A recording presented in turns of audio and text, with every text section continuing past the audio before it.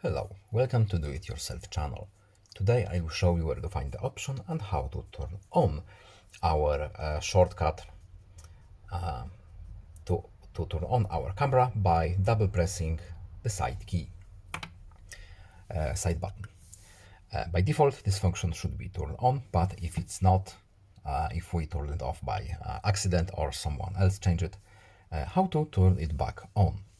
We need to go to settings, then we are looking for advanced features here, and we have here side key. As you can see at the top, we have double press. To turn it on, we simply need to check this box here, and we can now have our shortcut active. Let's check. So double tap, we have our camera working.